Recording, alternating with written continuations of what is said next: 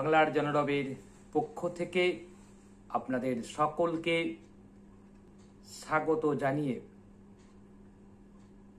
নন্দীগ্রাম বিধানসভা কেন্দ্রে মমতা বন্দ্যোপাধ্যায় হেরে গেছেন। অভিযোগ উঠেছে তাকে হারিয়ে দেওয়া হয়েছে। বিতর্কের বিষয়ে আমরা খুব বেশি প্রবেশ না করে যেটা আজকে আমরা আলোচনা করব যে নন্দীগ্রাম বিধানসভা কেন্দ্রে মমতা বন্দ্যোপাধ্যায়ের প্রার্থী হওয়াটা কতটা যুক্তিযুক্ত ছিল এবং মমতা বন্দ্যোপাধ্যায়ের কাছে এই চ্যালেঞ্জ গ্রহণ করাটা কি সঠিক ছিল, বা মমতা বন্দ্যোপাধ্যায় কেন নন্দীগ্রামকে বেছে নিয়েছিলেন রাজনৈতিক ময়দানে। তিনি কি জানতেন না যে এই নন্দীগ্রামে তাকে সব রকমভাবে অপদস্থ করার চেষ্টা হতে পারে? তারপরেও কেন সিদ্ধান্ত নিয়েছিলেন? প্রশ্ন যে নন্দীগ্রামে ভোটে দাঁড়ানোর সিদ্ধান্ত নিয়ে মমতা বন্দ্যোপাধ্যায় কি সমগ্র বাংলার রাজনীতির উপরে প্রভাব বিস্তার করেছিলেন বা একটা বড় প্রভাব তৈরি করেছিলেন, যার প্রকাশে আজকে মমতা বন্দ্যোপাধ্যায়ের যে সাফল্য, সেই সাফল্যের নেপথ্যে ছিল ওই দিনের সিদ্ধান্ত।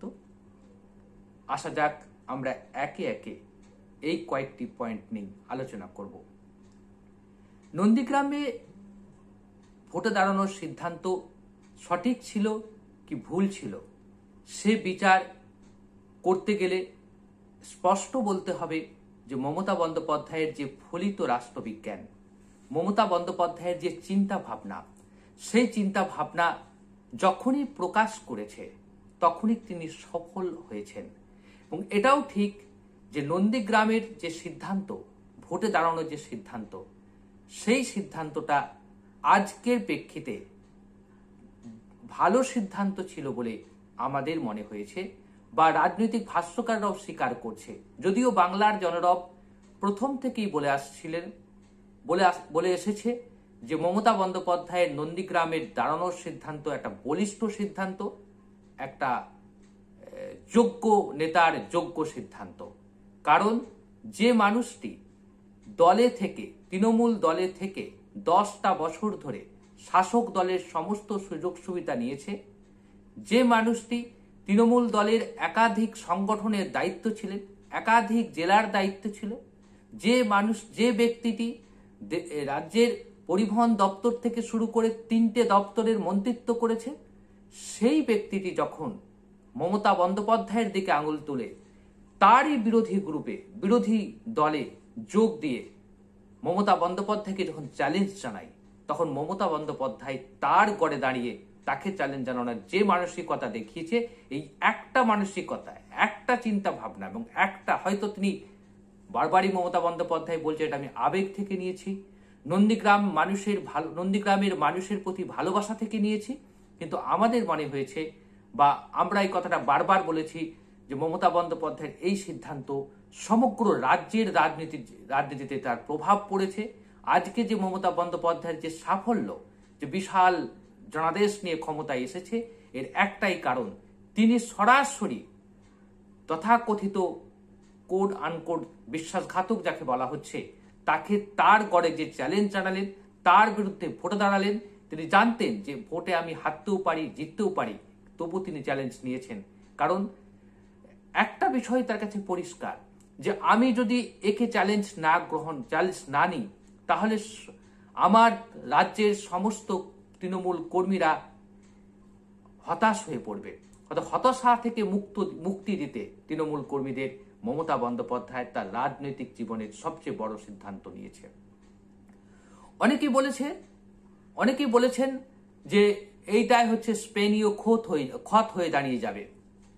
স্পেনীয় ক্ষত মানে নেপোলিয়নের যে পতন হয়েছিল স্পেনীয় ক্ষতে, সেই ক্ষত হবে।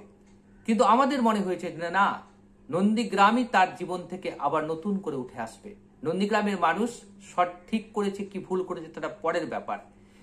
এটাও ঠিক, নন্দীগ্রামের মানুষ যদি মমতা বন্দ্যোপাধ্যায়কে দুহাত ভরে আশীর্বাদ করতেন, বিশাল ভোটের ব্যবধানে জিতিয়ে আনতেন, নন্দীগ্রামের মানুষের সেটা সুবিধা হতো, নন্দীগ্রামের মানুষের কাছে তিনি কৃতজ্ঞ থাকতেন। নন্দীগ্রামের মানুষ তাকে সেই অর্থে ততটা সমর্থন দেয়নি। যে কারণেই হোক, মেদিনীপুরের অস্মিতা কারণ হতে পারে, কেন মেদিনীপুরের সন্তানকে মেদিনীপুরের বুকে হারানো হবে, মেদিনীপুরের মানুষ হয়তো সেটা মেনে নিতে পারেনি, বা মেদিনীপুরের মানুষের প্রেস্টিজে লেগেছে, হতে পারে। আবার এটাও হতে পারে যে তাকে জোর করে হারানো হয়েছে, মমতা বন্দ্যোপাধ্যায়কে টার্গেট করা হয়েছে। যে কারণেই হোক না কেন, একটা বিষয় খুব পরিষ্কার, যে মমতা বন্দ্যোপাধ্যায় নন্দীগ্রামে দাঁড়ানোর সিদ্ধান্ত নিয়ে সমগ্র বাংলার রাজনীতির মোড়কে ঘুরিয়ে দিয়েছিলেন, এবং এই ঘুরিয়াতে পেরেছিলেন বলেই আজকে এই ফলাফল। বিজেপিকে তিনি চ্যালেঞ্জ জানাতে পেরেছিলেন যে আমি তোমার গড়ে দাঁড়িয়ে তোমাকে চ্যালেঞ্জ জানাবো। নন্দীগ্রামে কি হয়েছে কি হয়নি সে বিষয়টা নিয়ে চর্চা চলছে সমগ্র মিডিয়াতে। নন্দীগ্রামের যিনি রিটার্নিং অফিসার, তাকে নাকি হুমকি দেওয়া হয়েছে, স্বয়ং মুখ্যমন্ত্রী বলেছেন। আবার অন্যদিকে শুভেন্দু অধিকারীর একটা ফোন কল ভাইরাল হয়েছে, সেখানে দেখা যাচ্ছে যে কয়েকটা বিষয় তিনি বলছেন যেটা অনৈতিক বিষয়, সে বিষয়গুলো কতটা সত্য কতটা মিথ্যে তদন্ত সাপেক্ষ। কিন্তু একটা বিষয় আমরা যেটা আলোচনার বিষয়ে নিয়ে এসেছি, নন্দীগ্রামে মমতা বন্দ্যোপাধ্যায়ের দাঁড়ানোর সিদ্ধান্ত সঠিক ছিল, এবং সেই সিদ্ধান্তের প্রেক্ষিতেই বাংলার রাজনীতিতে অনেকটাই ব্যাকফুটে চলে যায় বিজেপি। তার জন্যই এই নন্দীগ্রামকে সামনে রেখে প্রধানমন্ত্রীকে বলতে হয় দিদি তুম হার গিয়া, দিদি হার গিয়া বলতে হয়, বারবারই তাকে বলতে হয়। শুভেন্দু অধিকারীকে বলতে হয় বেগম হারছেন, বলতে হয় স্বরাষ্ট্রমন্ত্রী অমিত শাহকে হারছেন। কারণ হচ্ছে নন্দীগ্রামে মমতা বন্দ্যোপাধ্যায় দাঁড়িয়ে যে চ্যালেঞ্জ ছুড়ে দিয়েছিলেন, সেই চ্যালেঞ্জে মোকাবিলা করতে গিয়েই বিজেপি আজকে মুখ থুবড়ে পড়েছে। তার বিজেপির মুখ থুবড়ে পড়ার অনেক কারণ থাকলেও তার মধ্যে প্রধান এবং প্রথমতম কারণ হচ্ছে মমতা বন্দ্যোপাধ্যায় নন্দীগ্রামে দাঁড়ানোর সিদ্ধান্ত। তো আমরা সকলেই আজ নন্দীগ্রামে মমতা বন্দ্যোপাধ্যায় হেরে গেছেন এই নিয়ে মিডিয়াগুলো প্রচার করছে, বিভিন্ন রকমভাবে প্রচার করার চেষ্টা করছে। বিজেপির অমিত মালব্য তিনি টুইট করেছেন যে নিজেই যদি হেরে যায় তিনি কি করে মুখ্যমন্ত্রী হবেন। তো মুখ্যমন্ত্রী হতে তো বাধা নেই, উদ্ধব ঠাকরে তো এমএলএ ছিলেন না, তিনি মহারাষ্ট্রের মুখ্যমন্ত্রী হয়েছেন, তিনি এখনো এমএলএ নন, তিনি হচ্ছেন এমএলসি, বিধান পরিষদের মেম্বার। আপনার বিহারের যে মুখ্যমন্ত্রী আছে নীতিশ কুমার, তিনিও বিধান পরিষদের মেম্বার। অতএব মুখ্যমন্ত্রী হতে তো তার বাধা ছিল না, বাধা নেই, তবুও তাকে কটাক্ষ করা হচ্ছে, নির্লজ্জের মতো কটাক্ষ করা হচ্ছে। হেরে যাওয়ার পরও বিজেপি যে ভাষায় মমতা বন্দ্যোপাধ্যায়কে এখনো আক্রমণ করছেন, বাবুল সুপ্রিয়র মতো একজন শিল্পী যেভাবে আক্রমণ করছে, তাতে বিজেপির যে দেউলিয়াপনা রাজনীতি সেটা স্পষ্ট হয়ে গেছে। আজ এটুকুই বলবো আমরা, যে মমতা বন্দ্যোপাধ্যায় নন্দীগ্রামে হেরেছেন, তাকে যেভাবেই হারানো হোক না কেন, সে হারানো নিয়ে বিতর্ক থাকতে পারে, তবে এটা সঠিক সিদ্ধান্ত ছিল। নন্দীগ্রামে মমতা বন্দ্যোপাধ্যায়ের দাঁড়ানোটা সঠিক সিদ্ধান্ত। নন্দীগ্রামে তিনি দাঁড়িয়েছিলেন বলেই সমগ্র রাজ্যের রাজনীতির পরিবর্তন এসেছে। নন্দীগ্রামের ভোটের দিনে তিনি বয়াল বুথে 2 ঘন্টা ধর্ণা দিয়েছিলেন বলেই সেই দিনের যে ভোট হয়েছিল, দেখবেন সেই ভোটে কিন্তু বিজেপির অনেকটা পাওয়ার কথা ছিল, অনেকটা আসন পাওয়ার কথা ছিল, কিন্তু তা পায়নি। আপনারা যদি দেখেন সেদিনের ভোট, 1 এপ্রিল যে কেন্দ্রে ভোট হয়েছিল, সেই সব কেন্দ্রের অধিকাংশ কেন্দ্রগুলোতেই বিজেপি হেরে গেছে। এর কারণটা ছিল বয়ালের বুথে মমতা বন্দ্যোপাধ্যায়ের বসে থাকাটা। এই বসে থেকে তিনি শুধু নন্দীগ্রামকে বাঁচালেন না, তিনি সমগ্র বাংলার যতগুলো এলাকায় ভোট হচ্ছিল সেখানে তৃণমূলকে ডিভিডেন্ড দিলেন। এটাই মমতা বন্দ্যোপাধ্যায়, এখানেই তার কৃতিত্ব।